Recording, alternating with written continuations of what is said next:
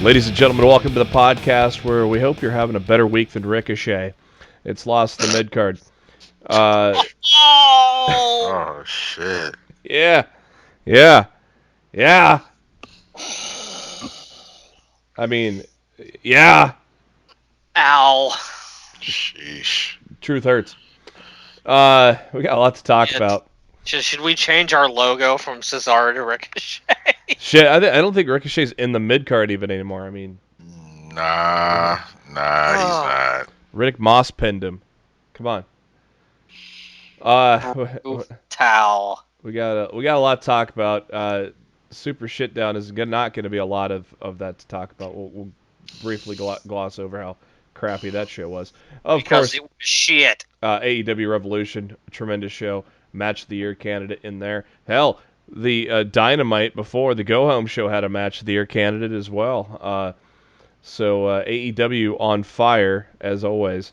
WWE barely smoldering. Yeah. But yeah, and they got this Elimination Chamber pay-per-view that they're, putting together half the And card. they have a chance that WrestleMania might be canceled because the coronavirus is in Tampa Bay right now. Yep. Yeah. Elimination. You can't catch a fucking break right now. Elimination Chamber this Sunday. They built that well because they said half the card of it last night. Jesus Christ. They said like 2 or 3 matches after Raw went off. Half. Like they were so important they didn't even bother announcing them on the fucking show. Yeah, over half the card was announced this week. Jesus Christ. But thank you to. Isn't that Philly, Darryl? Hmm? Isn't the Chamber in Philly? Sure is. Oh man, that crowd is.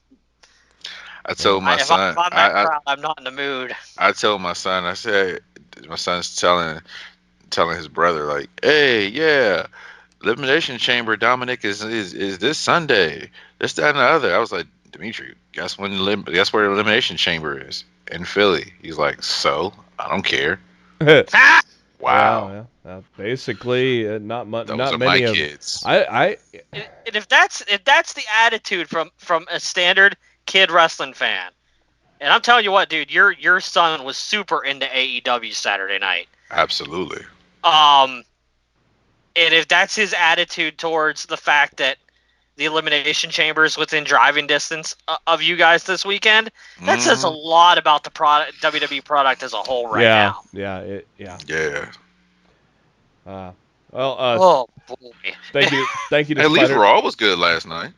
Yeah. Decent. For the most part. We'll get into all that, but thank you to SpiderDuck.net for being our host, enabling us to be on iTunes, Spotify, and any of your favorite podcasting apps. All you gotta do is search for Lost in Midcard. Hit that subscribe button, that way you know every time a new episode comes your way, typically on the Wednesdays. You can also subscribe to us on the YouTube. Links to everything on our Facebook page, facebook.com/LostInTheMidcard. Also on that Twitter, at LITMC Podcast, where we also share a lot of the great tweets from the wrestling world. I'm your host, Jeremy Bennett. You can find me on the Twitter at JB Huskers. As always, my co-host, he is on the Twitter at Raw F Showtime. It is Mr. Matt Black. Matt, how you doing? I'm all right. Better than Ricochet?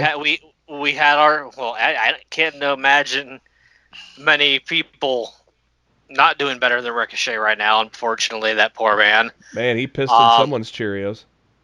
Yeah, well, clearly Vince. Yeah. I mean, there's no other explanation in my mind. It's Vince.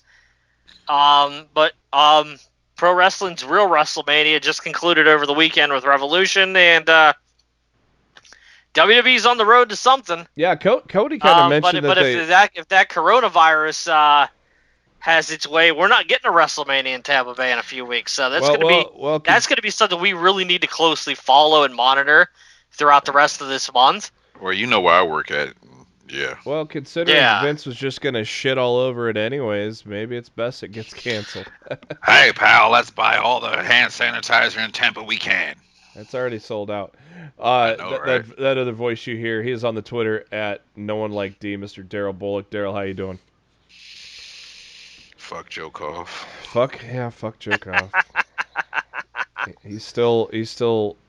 I blame Joe Koff for everything. I blame Joe Koff for the way WWE has been booked lately. I blame Joe Koff for the coronavirus. I blame Joe Koff for Impact. I blame Joe Koff for Matt Hardy. I blame Joe Koff I'm thinking because I got Joe a hole Koff. in my sock right now. I don't even have Impact on right now, should I? It's pretty interesting. It's pretty funny. Then they're putting Jessica Havoc in a casket. Wow. Oh yeah, I blame Joe Koff because No, she kicked out. I have a stain on my sweatpants right now. So Whoa. Yeah.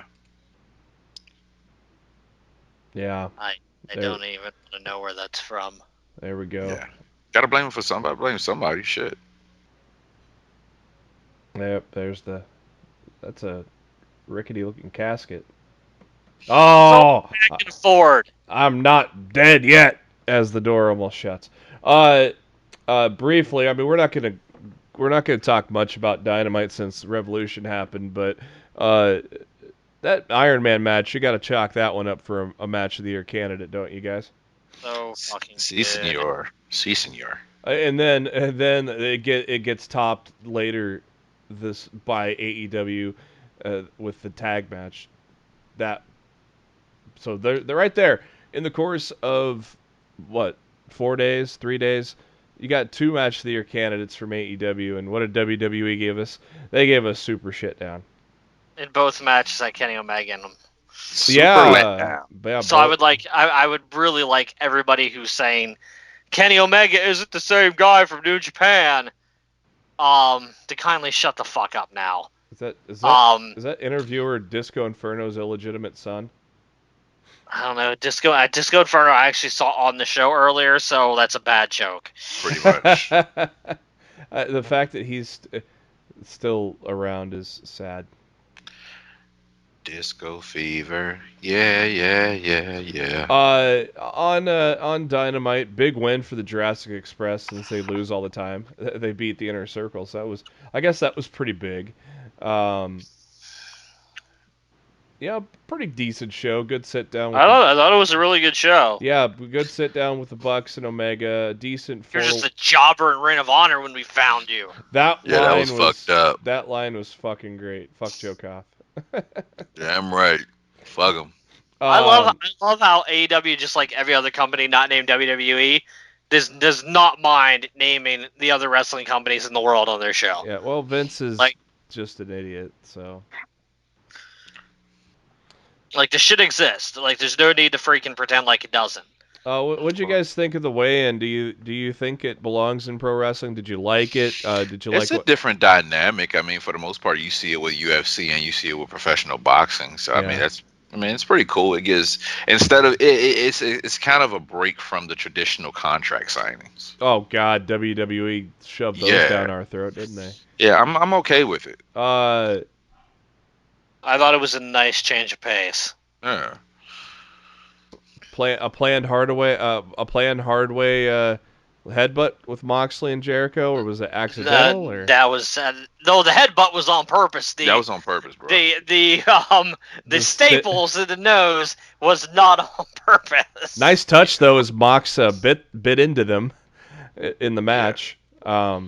But yeah, so that was a quick little rundown of Dynamite. Yet another great episode of Dynamite. It also had a fatal 4-way match. Hikaru Shida won that for the ladies. I thought Big Swole might win that just because they had her step up to Nyla Rose a couple weeks ago. And then Best Friends defeated Butcher and the Blade. AEW Revolution took place from Chicago on Saturday, Leap Day. And I just totally lost my page here. So buy-in was SCU. They told Daniels to stay in the back as they took on the Dark Order because they still think Daniels is part of the Dark Order. I guess you could say he redeemed himself in the end as the Dark Order tried to beat them down, and Daniels made the save. So we can exhale knowing that SCU is not getting broken up, gentlemen. SCU might soon be obsolete. Yeah, there's a phone call from a certain area code at the end of Being the Elite this week, huh? That 910 straight from North Carolina. Yeah, I mean, before we get too far into Revolution, Matt Hardy posted at midnight on March 2nd, so just a couple of days ago, that he has let his contract expire and he's going to watch all different wrestling promotions while he decides where to go next. And Matt Hardy, if you're listening, fuck Joe Koff. I highly doubt Matt's watching all these wrestling shows. Ain't got shit else to do. That's true. He has I actually do believe he actually is going to watch every single wrestling show this week. I think so too. Because that's just the kind of diehard fan of the business Matt Hardy is. Mm-hmm. He's even going to watch ROH. Poor guy. So yeah, you think it's a lock, piece of cake, coming in very soon? I won't say it's a lock, but I would say it's. I'm about 70% confident. I would say it's about 90 to 95% certain that man's AEW bound. I ain't saying he's gonna be there on Wednesday. No, never. I think by the end of March we will see Matt Hardy in an AEW ring. So that other 5 to 10% is maybe doing a tour of the Indies before settling down, kind of like what we thought. Like I said, he's got strong ties with Corrigan. Yeah.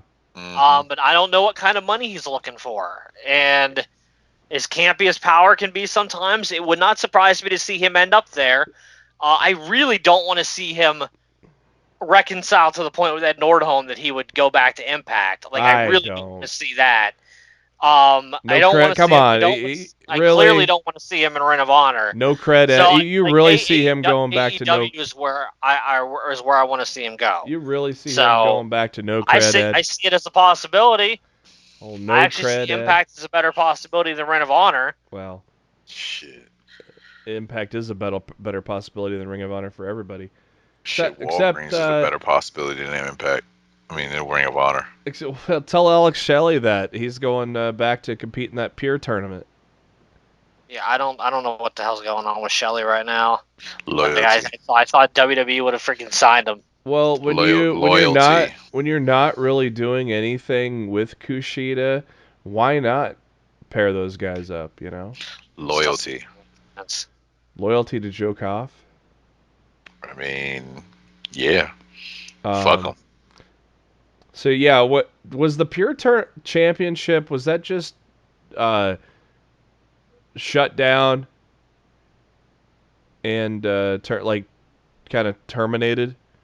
Yeah, they did like a title for title merging between like the world title and the Pure title like ages ago. And I don't even remember who the match was between. I'm blanking right at the moment, being put on the spot. But yeah, it was some kind of like title unification type of deal. Well, we're asking you to remember ROH history from like 2 or 3 years ago. Nobody cares. So no, this isn't 2 or 3 years. This is probably like 13, 14 years ago. Oh, the Pure? I thought they brought the Pure Championship back though. No. Well, they brought it back this year, but no, it's been gone for a while. Maybe did Impact have something like it then? No. I mean they had that shitty. Maybe I'm thinking of just the announcement from Maybe they made the announcement last year, and that's what I'm thinking of. I don't know. You might be thinking of that shitty title that Impact had that had the 3 rounds and judges and everything. Yeah. I can't even remember what the fuck it was called. The match to unify the 2 titles with Bryan Danielson and Nigel McGuinness. Yeah, I was just about to say that. Thank you for stealing my thunder, Darryl. August 12th, 2006. Hey, you got the date, brother. 2006. That was In Liverpool, England. England. Yep. Yep. Brian beat Nigel, Mhm. and Brian unified the titles. Mhm. So that's the last time we saw the pure title in Ring of Honor. So a long fucking time ago. Indeed. we going back to Revolution, kicked things off with Dustin Rhodes, Jake Hager, a feud and a match. Been looking forward to see for quite some time. Loved Dustin's shirt. I can't remember what it said off the top of my head. Something about Jericho's bitch, but I'm here to fight Jericho's bitch. yeah, is that on Shop AEW? I'll look. Oh Lord. I thought it was a good opener. You know, it may not have been my first pick to be the opener, but I thought it was a good opener. Didn't you? Did you guys like it? Yeah, I didn't have any problem with it. I was cool with it. Yeah, I mean, Jesus Christ, Dustin Rhodes is arguably he's probably having the best year, not calendar year, but 12 months. He's probably having the best 12 months of his career in a long time, if not ever. I mean, maybe going back to WCW in the early mid 90s might be the best of his career in ring, and he's really doing a hell of a job this year. So, There is a by God Jim Ross shirt. of course. Hey, everybody got to get money, brother. Shit. I mean, I do not see the I'm here to fight Jericho's I think bitch that was just custom shirt here. for that match. Who's Johnny Swinger wrestling with? Disco Inferno. Oh, that's Disco? Oh my god. Is he trying to look like the Karate Kid or something? He does look like Danielson. He looks like he's sucking in that gut too. My. Jake Hager. Dad bug. Jake Hager. I want to point out something. While I'm on this website, I want to give credit where credit is due. Yes. You talking about shop? Talking about shop? I'm looking at shopaew.com right now. Yeah. And every single T-shirt that I see is $24.99. Yeah, $24.99. Are you out of your mind? So they got rid of that whole 29. Some shirts are 25, some shirts are 30. Yeah. Like every single shirt that I'm looking at right now is $24.99. Thank you, AEW, for listening to the podcast. I think that's a huge step in the right direction. I mean, I still think Pro Wrestling Tees has the issues with the whole printing. The printing costs. Let me tell you something. But I mean, this is definitely a step in the right direction. I got to give them credit for that. Let me tell you something. I bought the Mox Championship shirt. Their shipping costs, they've dropped that. It was only like $5 or $5.99. It was something. So they've dropped the shipping. It's no longer $7 or $8. So things are getting a little cheaper there. And then of course, over the course of Revolution weekend, it was a 20% off sale as well. So you got to compete every time WWE starts shit you with a fucking commercial. Shop now and get your shirt for 40% off tonight only. Yeah, and the problem is the models are different. WWE mass produces those shirts. PWT's does not. So they don't necessarily have to have us. They don't have that blockbuster sale. You only see the 20% off sale because they don't have a gigantic stockpile of shirts that they need to get rid of. I will say, however, they still are charging the plus $4 to get the soft shirts that are the only shirts that they sell at Hot Topic. Yeah. And still the larger size shirts are another couple dollars onto that. Yeah. So you're still looking at roughly around $32 per shirt. Yeah. And that's not even including shipping. Yeah. So, I pay. I don't get the soft thing, but you don't get the soft shirts, no. Dude. After I got the soft shirts from Hot Topic, I'm like, I can't wear anything else. Yeah. Like those are my favorite. I mean, I still wear my favorite comfortable shirts. I still wear the towels that WWE puts out. Remember that I'm being the elite. I couldn't tell you the last time I bought a WWE T-shirt. Well, WWE. I bought the Street Profits shirt. WWE changed it up. I think they watched Being the Elite when Jericho says it's like wearing a towel. They don't. The shirts are not. The shirts are a little softer now. They changed things up on that. Matt, are you watching this? Did you see that little promo thing on I Impact? wasn't looking at the TV. What I It's miss? like ICU. It's like I a. see you. It's like Solomon Crow's invading Impact now too. Yeah, it's kind of like they're trying to debut somebody or something. Yeah. Hold on, I'll rewind it and take a look. It's like they're doing the glitchy thing like WWE's Yeah, doing like right now. WWE with the envelope type thing. So Jake Hager won after about 15 minutes, referee stoppage, when he had Hager had Rhodes in a standing arm triangle. Then they announced on the March 25th edition of Dynamite at the Prudential Center in Newark, New Jersey, Blood and Guts, which is basically War Games, but WWE owns the name to War Games.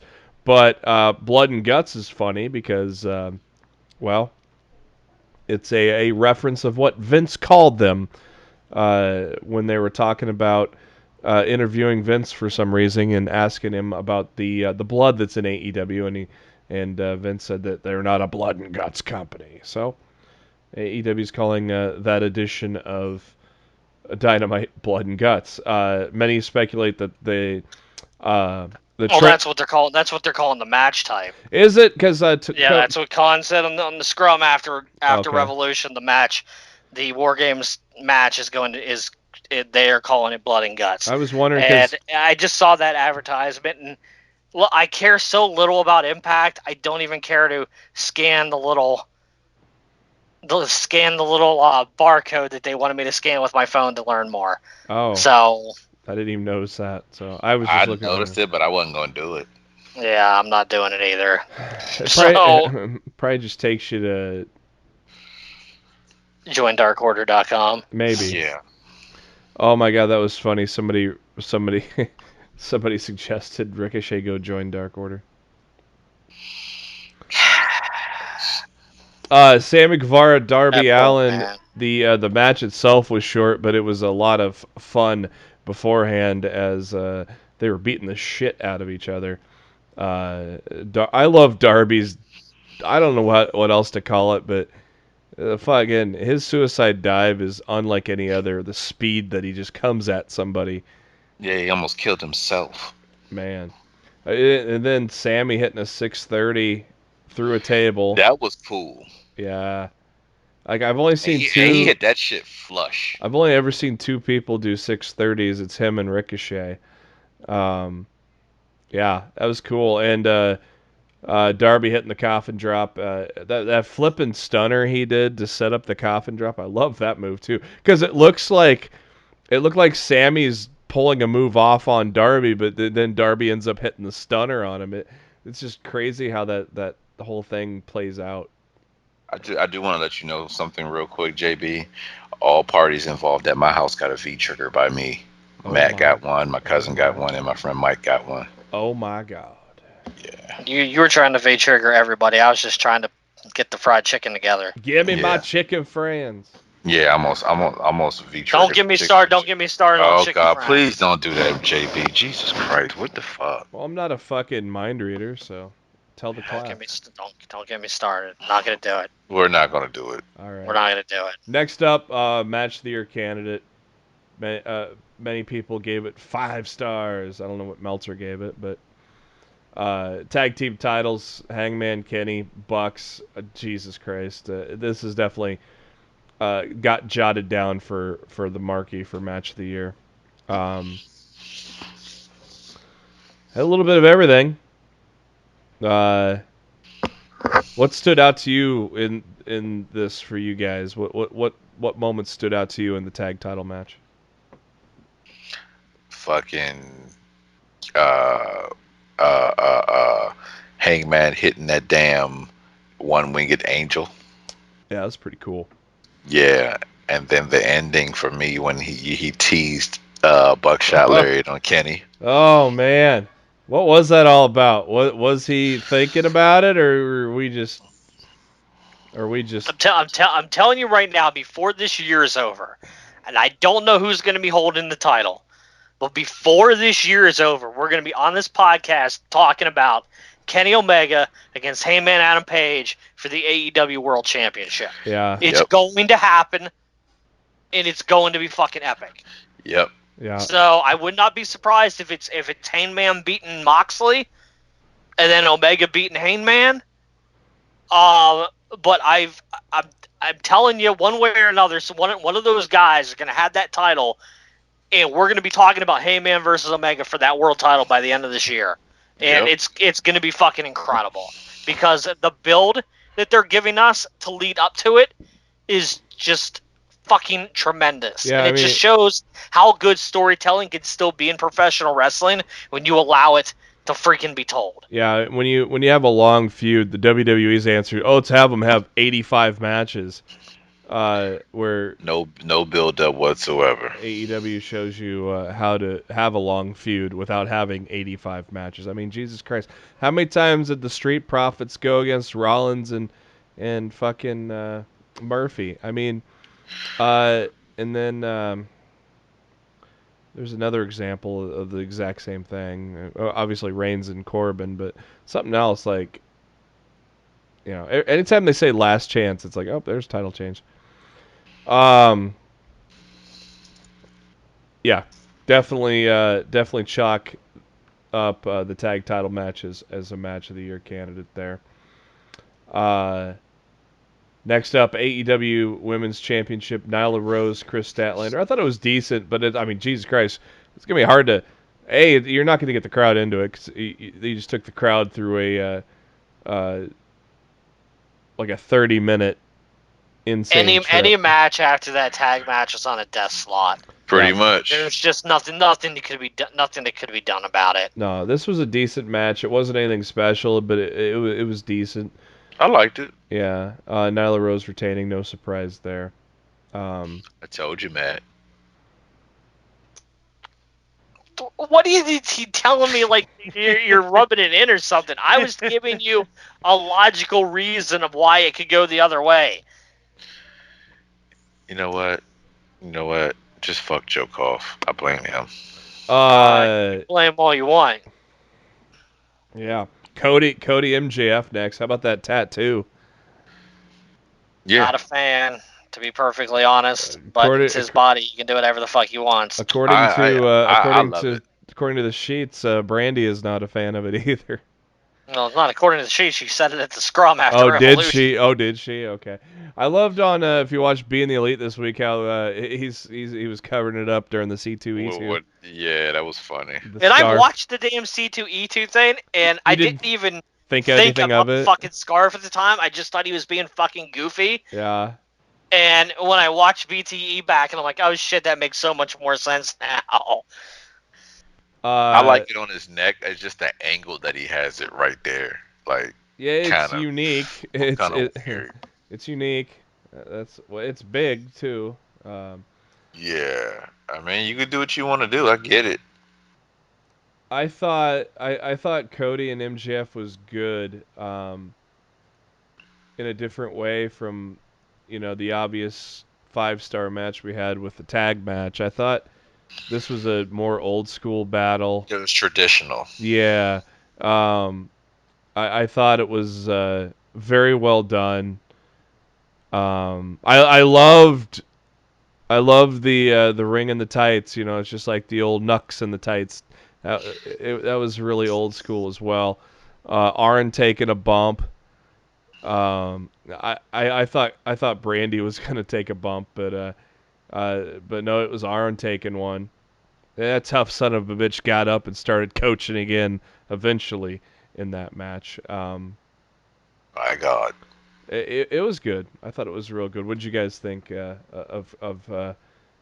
were you surprised at the outcome? I picked I picked MJF. I can't remember what Matt picked, but I figured Cody was gonna put him over just because I'd assume MJF might go for Moxley now. Yeah, I figured the same. It was a good traditional match, good build up, good storytelling. I was cool with all of it. Yeah, I'm not sure how AEW is gonna do with rematches and shit, we don't need a rematch clause. That was one of the good things WWE had done, but yet at the same time they ignore it because look at one of the matches on Elimination Chamber. Yeah, I like as soon as Rollins like we're going for another shot this weekend. I'm like, oh yeah, okay. I guess you're just throwing your own wrestling storylines out the fucking window again. Just really fucking annoying. Yeah. Next match, Orange Cassidy against Pac. Holy crap, this was great. Match of the year candidate. I don't know. I'm not going that far, but Calm down, JB. at least we can shut some of the haters up about Orange Cassidy, as you can see what he can do in the ring. Freshly squeezed. The match was so much fun. Oh yeah, it was, man. Pac was honestly, if you look at that match and you can say that it wasn't fun, I think you need to reevaluate your fandom of professional wrestling. I really truly do. I loved how Pac. I love how Pac. I always say Pac. Christ, I can't say Pac. Tupac. I know. I can't say Pac. I love how Pac played along. I'm trying to think of the moment when he was doing the kicks. Yeah, that's that Yeah. was great. Jesus Christ, was Cassidy selling, and you knew there was going to be he was going to turn it up after that, and yeah, these guys they did a great job. About 13 minutes into the match, Pac hits the brutalizer. The Lucha Bros randomly come out and attack Best Friends, which kind of distracted Cassidy to lose to that brutalizer. I thought that was very random. It was like, hey, we don't have a spot for you on the pay-per-view, Lucha Bros. Let's just have you come out here and attack the Best Friends. But I saw a lot of people that really enjoyed Orange Cassidy and Pac. Good match. Like Matt said, a fun match at that. There's some great near falls. Man, it was insane. That's definitely one way to put it. It was really fun too. Yeah. Before you get to the main event, I would like to say the wristbands at AEW were fucking cool and fucking genius. Yeah. Yeah, it was pretty fucking awesome. Yeah, very creative. You see it at arenas here and there, like Nebraska basketball does it, but with a phone app. But they'll do it for intros, where you put up your phone and it'll sync up and everything. Okay. I think it's based on distance of where the sound is, or it kind of relays it back. It's how it kind of works. That was pretty cool. Yeah. Main event time. Jon Moxley came in from the outside. I liked that. I thought that was cool. And Jericho with a choir singing Judas. That was pretty badass, wasn't it? Yeah. Jon Moxley with 50 O's was introduced. I saw one criticism of this match, and it was did you guys like the reveal that Moxley's eye was fine was a little. The only criticism I saw was that maybe that should have been done a little earlier in the match, not at the end. I didn't have any issue with it. Of course, everybody in the inner circle tried to everything they could to try to help Jericho. It didn't work. Everybody gets ejected, except Sammy wasn't out there. But then Sammy showed up, clocked Moxley with the title. But that did. And then ran away like a bitch. Like a bitch. Is naive. Jericho revealed that he can see, and that threw Jericho off his game. And he hit a paradigm shift and then an elevated paradigm shift to get the 1, 2, 3 gigantic pop. Big pop from Renee Young as well on Twitter. She was backstage, by the way. Yep. Yes, she was. As and new world champion Jon Moxley. Hell of a match, hell of a main event. It was built up to be a big fight, and they delivered, didn't they, guys? Yeah, hell of a F-bomb Moxley dropped too. Hey, what the fuck? Yeah. That was great. Well, they thought he was done. He paused and didn't say anything for a little while. So, hey. Yeah. Catching his breath. Like, dude. Like, Yeah, Mox got on the mic and cut a little promo there after the match, which did air on the pay-per-view. So, very cool that they did that. And I thought it was a nice touch that there was some blood on the title as well. yes. So Revolution was a good pay-per-view. yes, it was. It was tremendous. I mean, All Elite Wrestling has been on fire lately, and Fire. yeah, didn't Cody come out and say they kind of want this to kind of not necessarily? I would say that just say this is your equivalent to WrestleMania. This is what we want to build up to every year. He kind of came out and said that, didn't he? Oh, I don't know. What the hell is this on my TV? The Balance Building System. That thing looks cheap as fuck. Is that on your guys' TV too? Sure is. That looks Yep. cheap as fuck.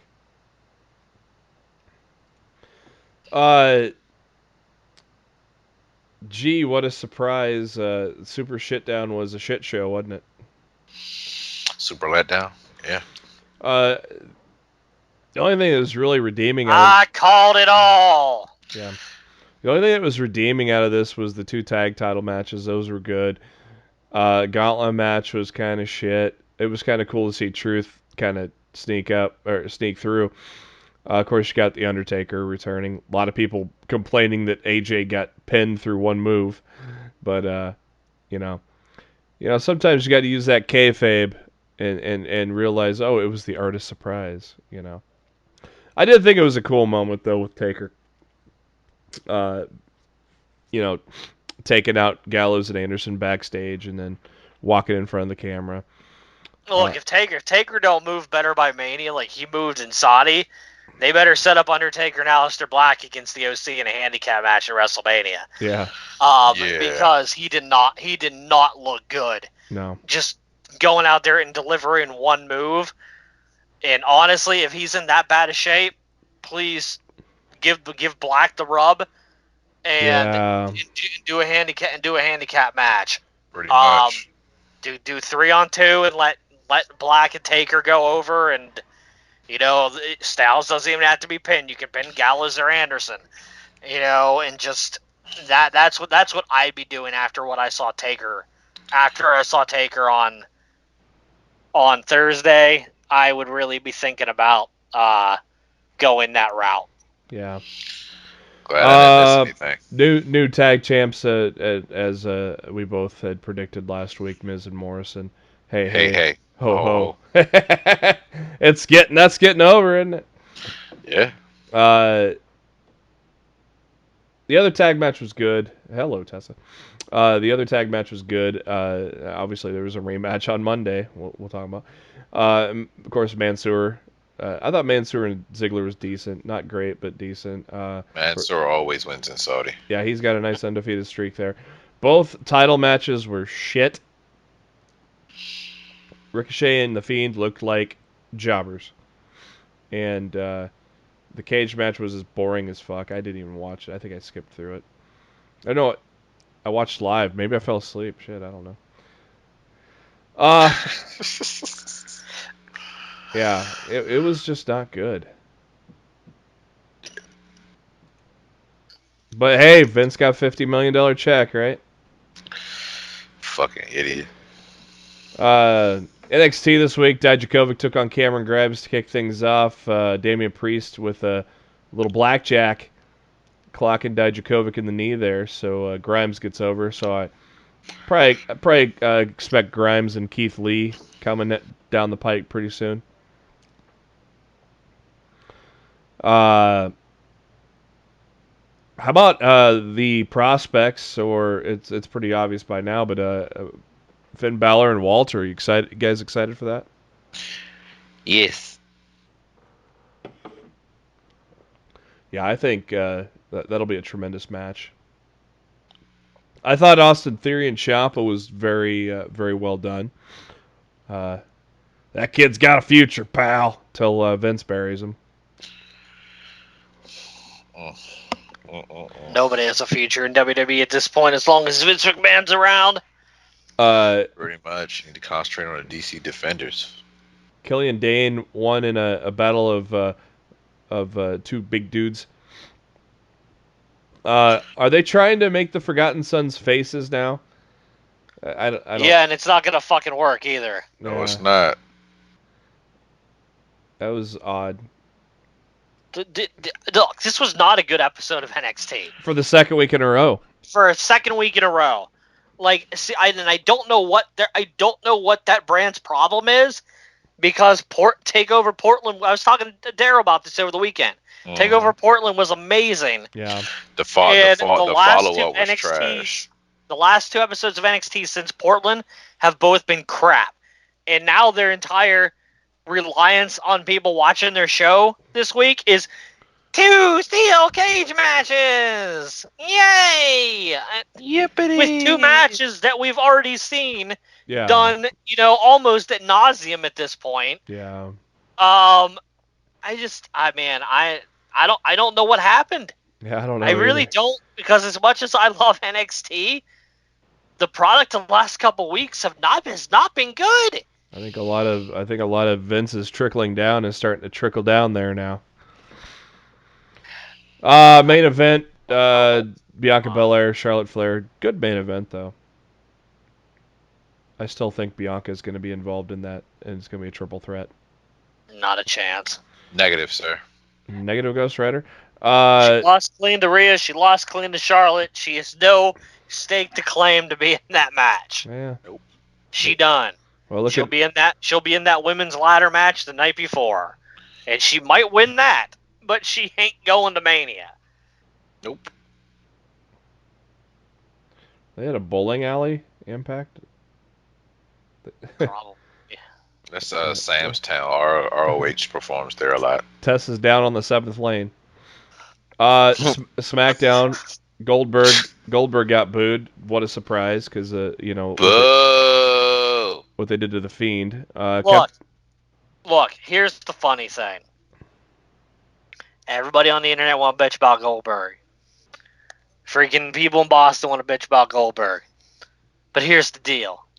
The picture of Goldberg holding the Universal Championship. I saw that. It's the most WWE's most liked picture on their entire Instagram page history. That's because Vince. And they've only had that picture up there for at most 5 days. That's because Vince paid for bots. That's because Vince paid for bots to like it. I highly doubt that. Burner accounts.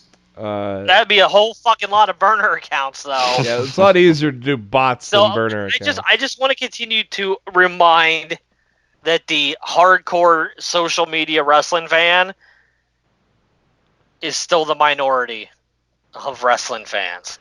Yeah, well, we all know that. Shit. But the booing, it wasn't. You could tell. I booed him too. Look, it's not like Roman got much better. I mean, there's a chance of you both suck. I didn't catch that one. Boston crowd. Yeah, Boston was chanting when they were doing the face off at the ring. They were chanting, "You both suck." Yep. Oh boy. So I mean, it's gonna be. What was it? I opened WrestleMania with that match. Was it what was it? Goldberg Lesnar from a long time ago, where the crowd just shit on him? Was that 21 or 20? Yeah. It was 20. It was New York. Yeah. It was at the Garden. I opened WrestleMania with that, and I closed with Drew and Brock. Oh, speaking of the Garden, what do you think about that Spike Lee shit, man? Holy cow. No idea what you're talking about. So apparently, what was it? The owner, or who was he arguing with, JB? Well, he was arguing with Secure. Well, I don't know if Dolan was down there. Dolan is an idiot, though. Jesus Christ. Yeah.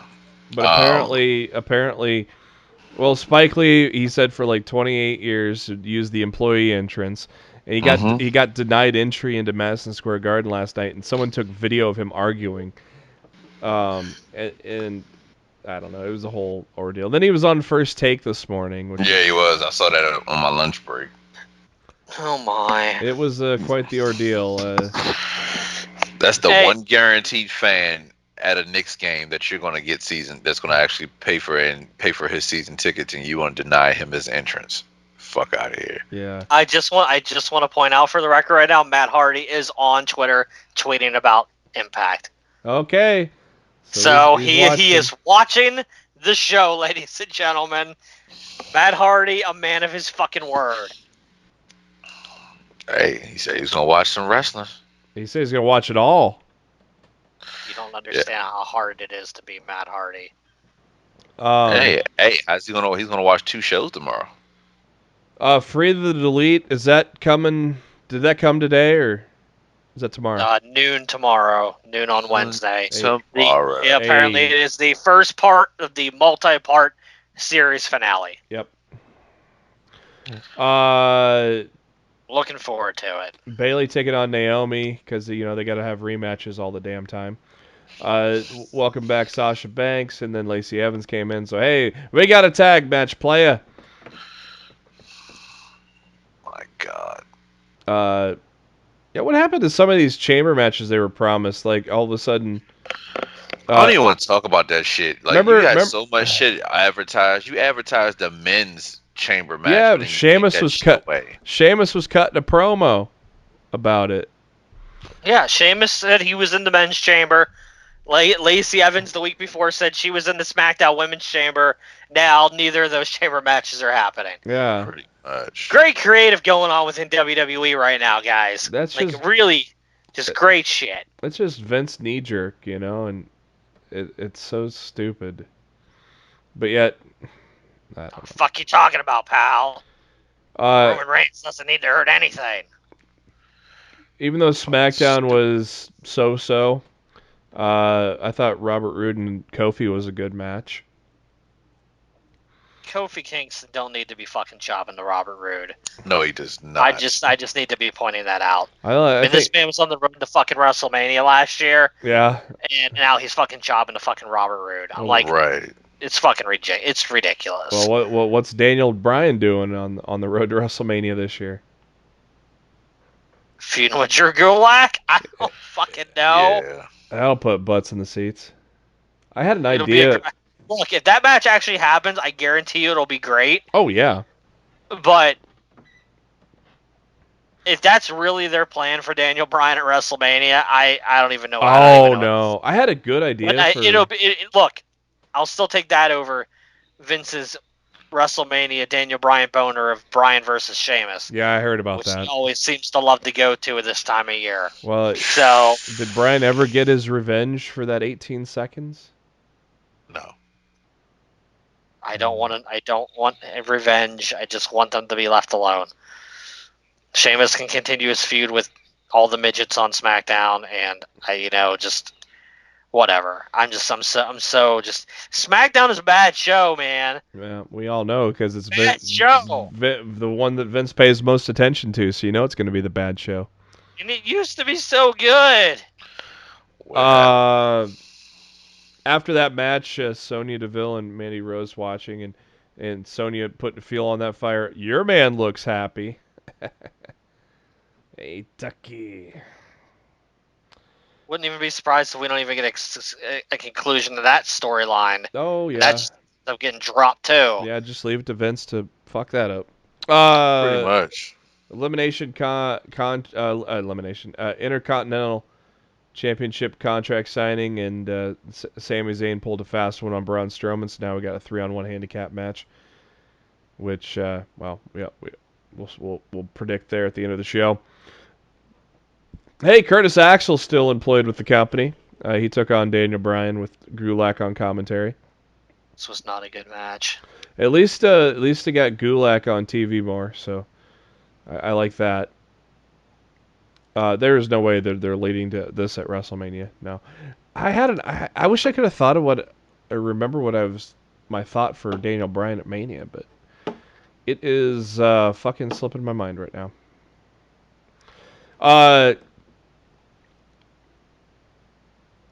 Miz and Morrison come out, and they got the bomb dropped on them that they got to defend their titles in the chamber. So yeah, you hype up 2 different chamber matches that don't happen, and then all of a sudden throw this one together on the well, not quite the go home show, but the penultimate one. Miz and Morrison then took on the Usos. Good tag match there, decent tag match. And then John Cena came out saying, "Hey, I haven't been around much this year, so WrestleMania they can do without John Cena."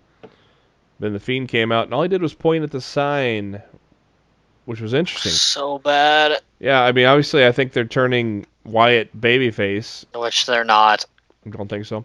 Why didn't he attack? Because John Cena's not going to turn heel. Why did they? Well, it'd be face-face match. It could be a face-face match. If they're not turning him babyface, why didn't he attack Cena right there? He'll explain it on the Firefly Funhouse on Friday, pal. What was that? My best. I don't know. My best. I don't know. No idea what the fuck that was. My best. I don't know. At least Monday Night Raw is good. Even though they advertised Black and AJ and did not deliver it, but I'll say the first 45 minutes of Raw were good. And the end was good. I didn't like the ending as much as everybody else did. I wasn't cool Like, with I it really either. thought Orton's explanation was lame as shit. I was just like, whatever. And everybody knew he was going to RKO Beth. I thought it was a Like, good to me, explanation. I thought it was lame. Getting our head over ourselves first, we have Brock and Paul coming out. And they talk shit about Drew McIntyre. So then Drew comes out, and man, that Claymore kick was nice. That was a little brutal. And, I enjoyed it. And Brock sold it well. And then on stage, Drew gave him 2 more Claymore kicks. Fuck Brock his told him, shit pick up the belt. Yeah, I did not catch that at first, but then I read about it. I saw it I saw the video today. Yeah. I did not catch it when I was watching it live. Drew should have said, "I will in Tampa." Look, don't be doing dumb shit and pissing off Yeah, I know. the guy that you're expected to put you over in a few weeks, because then he has a temper tantrum, has a power play, and tells Vince he won't do the job. Yeah, Right. Don't do that. Yeah, don't pull a riddle. Yeah, exactly. That's not a good idea. That was a hot opener, and then of course the tag title match, a big pop for that title change. So Long overdue. Yes. and we're probably gonna get Owens and Rollins at Mania, which yes, please. That's definitely what I'm expecting. Yes, please. And then probably Street Profits and AOP at Mania, maybe. I don't know. Oh, here we go. 24/7 championship, Riddick Moss versus Ricochet. Oh, they're putting this shitty belt on Ricochet. Oh, no, they're not. They're jobbing Ricochet to Riddick Moss. Oh. Wow. During the whole match, I was thinking about all the cool things that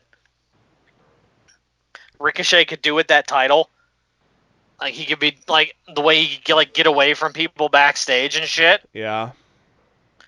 And it was all just for nothing.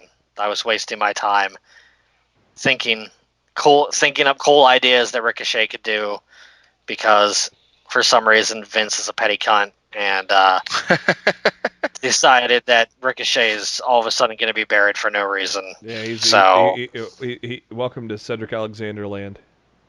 Yep. Pretty much. Yep. I just want to know when Ricochet's WWE contract's up. Don't we all? Because I mean that's what I want to fucking know right now. Taya's boobs keep popping out almost.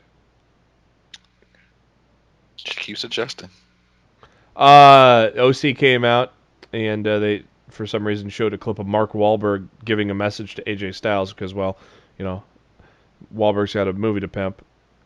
And WWE got paid to do so.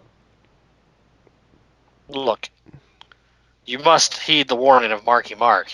Yeah, it's funny that they kept saying Marky Mark, and like Tom Phillips saying, he hates that name. Now AJ could do it because he's a heel, but then Tom kept saying it, and I'm like, he hates being called that, right?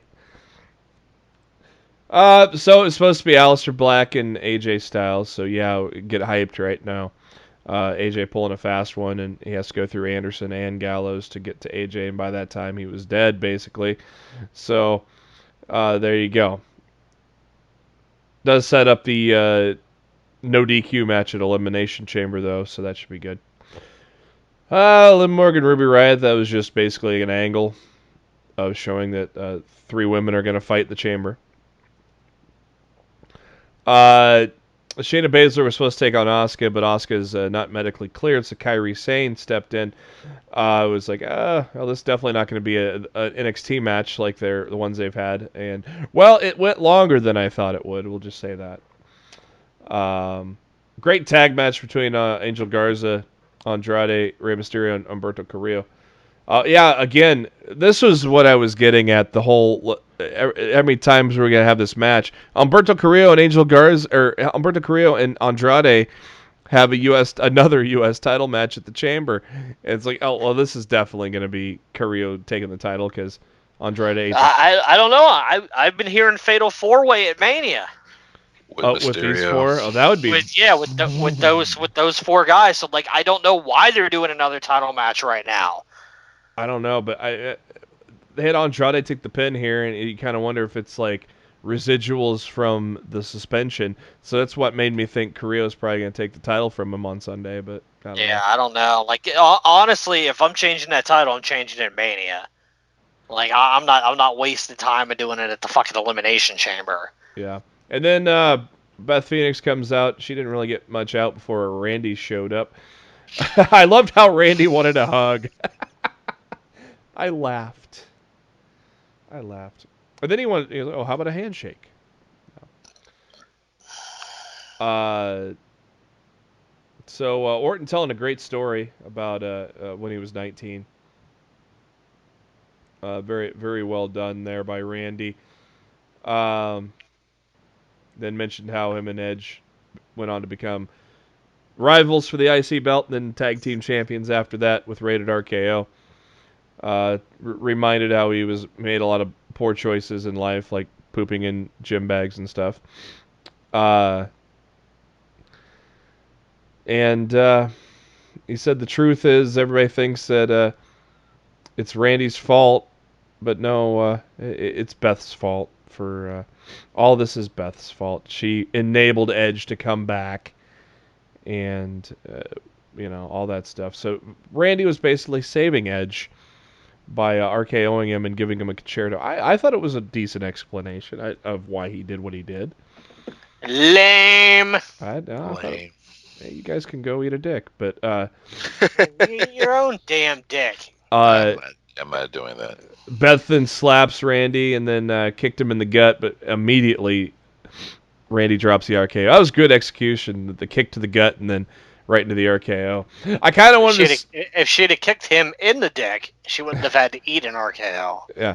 I just want to point that out, Beth, for future reference. I thought that would have been kind of cool if she would have fought off the RKO and maybe body slam, put up a fight before eventually eating the RKO. But this was well done the way they did it. I enjoyed it. I thought it was a great way to end Raw, and if you check the internet, everybody loved it. So, except Matt. Matt didn't love it. I thought the segment was fine, but I didn't love it. Just thought the explanation was lame. Going to headlines here. The Wednesday night battle, AEW winning. That's gonna be. I think it's gonna be. It's gonna be even worse because Moxley's championship celebration, NXT sucking lately. I think NXT is gonna drop below down to the 600 range. AEW. I don't think they are with 2 steel cage matches. Even though they're rematches, both. But I don't. Look. Steel cage matches still attract an audience, so I don't think they'll drop into the 600,000s. But I don't think it's going to be the jump that they're expecting either. I think they stay squarely in the 700,000 range. Well, yeah, they sure as hell are not going to beat AEW. Miz and Miss has had the lowest audience in history with 394,000. But yet, hey, USA didn't care because they gave him another show. As Miz is going to be hosting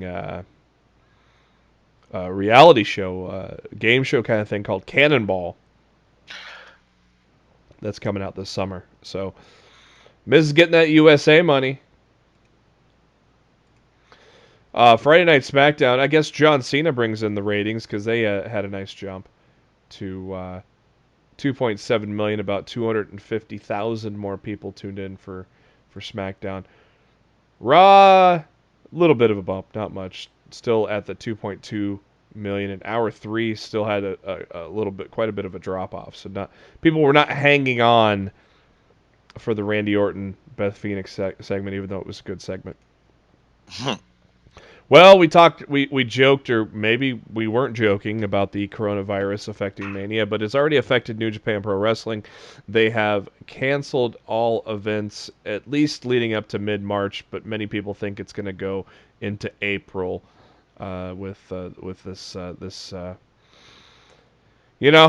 zombie outbreak. It's happening, fellas. No.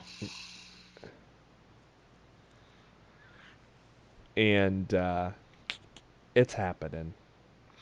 WWE Studios is going to release an animated movie called Rumble, and the first trailer and poster were released for that.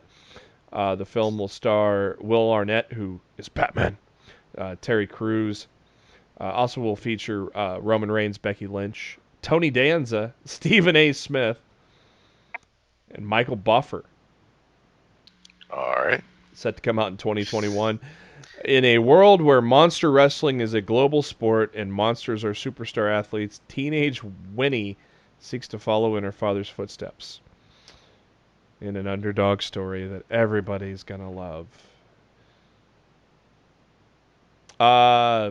Congratulations. Big accomplishment for Busted Open Radio. They were the most listened to show on any sports platform for Sirius XM in 2019, and I know Matt listens to it on the regular. So love that show. They have love it. Yeah, they're getting some signs in the crowd a lot too.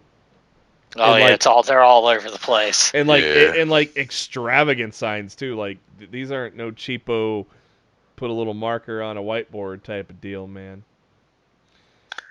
The LaGreca head is large and in charge, brother. It is. Like, they had the whole crew on one thing this Monday. Yes, Bully Ray likes to call it the four-headed Hydra. Major League Wrestling execs were in the CBS Viacom headquarters this week for meetings about a potential TV deal. Apparently, they want to get off that beIN Sports because you got to really find that. We mentioned this last week, and it became official. Lance Archer has signed with All Elite Wrestling. We did mention that briefly last week. NXT is going to be broadcasting from the Performance Center next month. Next week, the March 11th episode is going to be aired from there. Have they done that before? Just for halftime. Yeah. Okay. Online pre-sale for the Crockett Cup for NWA is going on right now using the code NWA Atlanta 2020, and you can order the tickets there. To my knowledge, I think there's still tickets available, but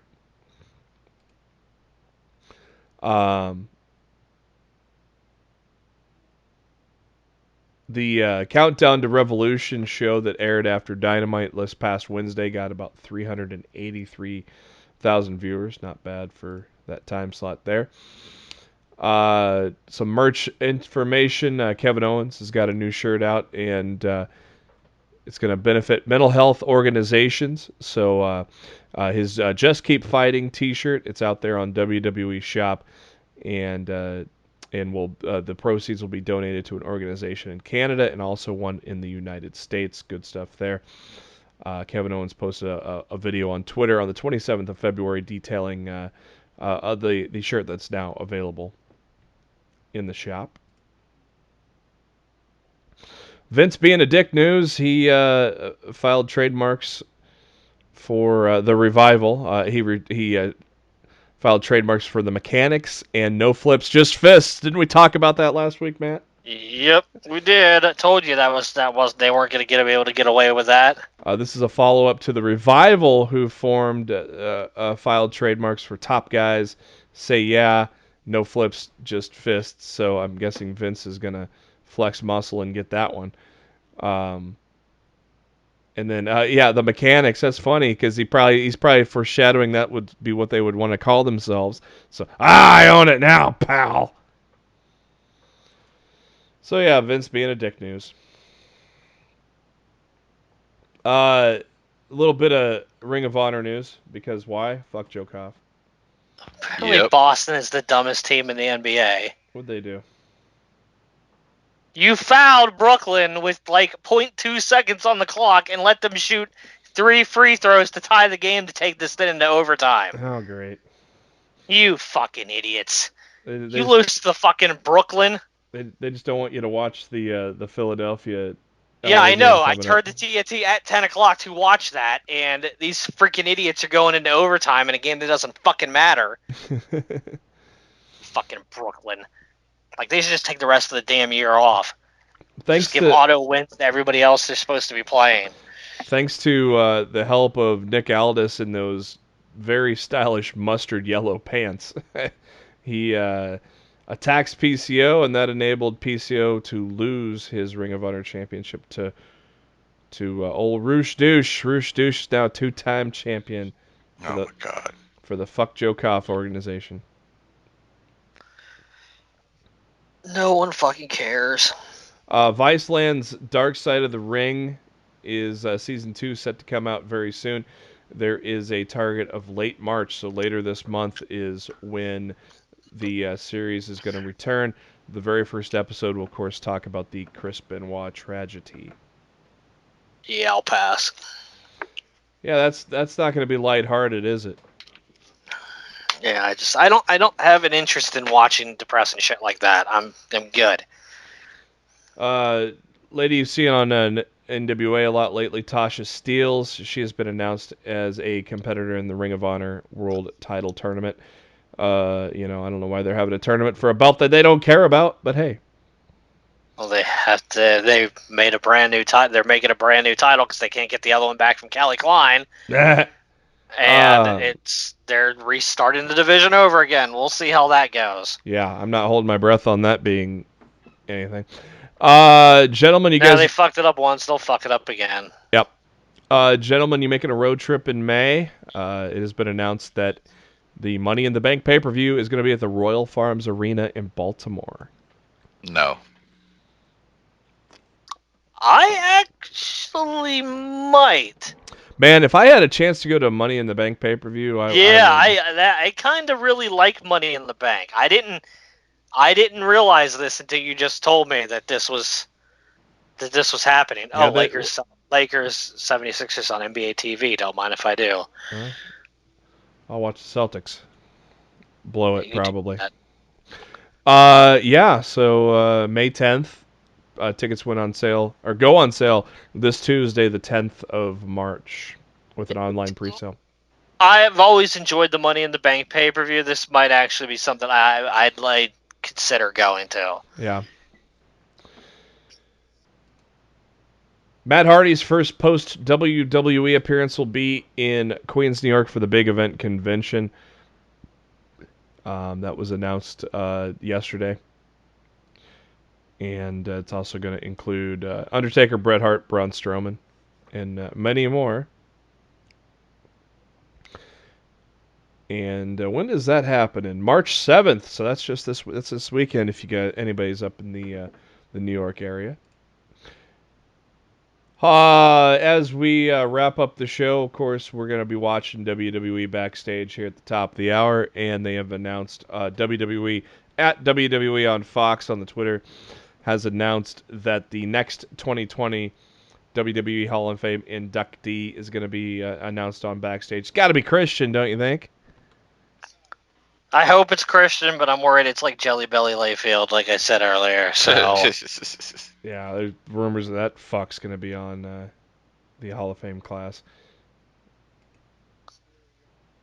Oh, WWE is already working on their return to Saudi Arabia.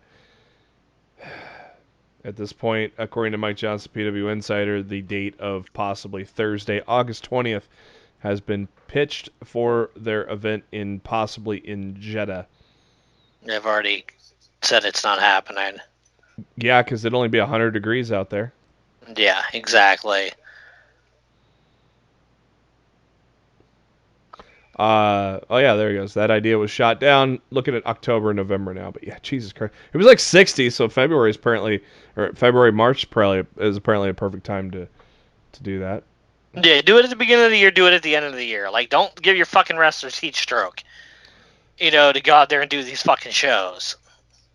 Yeah, because I mean, the heat was probably part of the reason why the Goldberg Undertaker was kind of shitty. Was that also the same pay-per-view that he headbutted the door? Yep. Like a dumbass. More Busted Open news for you. Busted Open Radio tomorrow or Wednesday, or by the time you hear this, it's already happened, so you listen to it on demand. Matt Hardy will be joining Busted Open Radio. Wonderful. All right, Elimination Chamber pay-per-view. Pay-per-view Vince doesn't give two shits about. Apparently, let's put it together on Monday, pal. So let's quickly go through this card. As we had mentioned before, singles match for the United States title. Andrade taking on Humberto Carrillo. You expect a title change or no? No. I'm gonna say no, since it was put together at such a last minute. I still say you want to change the title, change it at Mania. You don't need to change. You don't need to change it now and then change it again in 3 weeks. I say with as many times these guys fought, I think it's gonna change. So I'm gonna go with Carrillo here. No DQ match between Aleister Black, AJ Styles. Clearly, AJ's gonna win this to set up Mania with Taker. Give him momentum, right? I think we get the finish on Sunday that I thought we were gonna get on Monday. That it looked like Styles will be about to win the match, and then we'll get the gong. Yeah. And fade to black. Happens, Styles will get distracted, and then he'll eat the black mask. Yeah. Okay. Same. Yeah. So, I that's what I thought we were gonna get on Monday, and we got what we got. But I think we get that on Sunday instead. Yeah. I changed my mind then. Street Profits rematch against Rollins and Murphy. Ain't no reason to take the titles off Street Profits, right? No, they gotta retain. The obvious women's Elimination Chamber match Shayna. that does not need to happen. You don't even need to name all the contestants. It's Shayna. And obviously 3-on-1 handicap match. Braun's going to overcome the odds and win, right? I think so, yeah. Mm-hmm. And speaking of overcoming the odds, is Miz and Morrison going to overcome the odds in the Elimination Chamber tag team title match with the New Day, Usos, Heavy Machinery, Lucha House Party, and Ziggler and Rude? I'd like to think so. I think they just won the damn titles. Yeah. Like that's another. I think it would be way too soon to take it off of them already. So I'm gonna say Miz and Morrison retain. Same. The only weird thing that I could see happening is the Usos win this match, and then it sets up like a TLC match with the Usos, New Day, Miz, and Morrison. I mean, I'd be okay with that, but I mean, you could still set up a DLC match at WrestleMania without the titles changing hands right now, and then you could change them at Mania if you wanted to. Yeah, I mean, then you got Vince logic, which throws all logic out the window, right? Exactly. That's going to do it for this edition of Lost in the Midcard. Thank you to SpiderDuck.net for being our host, enabling us to be on iTunes, Spotify, any of your favorite podcasting apps. Make sure you search for Lost in the Midcard. Hit that subscribe button. That way you know every time a new episode comes your way every Wednesday. You also can subscribe on the YouTube, and the links to all of that is on our Facebook page, facebook.com/Lost in the Midcard, or on the Twitter at LITMC Podcast. Darryl is on the Twitter at No One Like D. Matt is on the Twitter at Raw F Showtime. I am on the Twitter at JB Huskers. And before we ride off into that sunset, Darryl, what are your final thoughts? Fuck Joe Koff. Like a running joke here.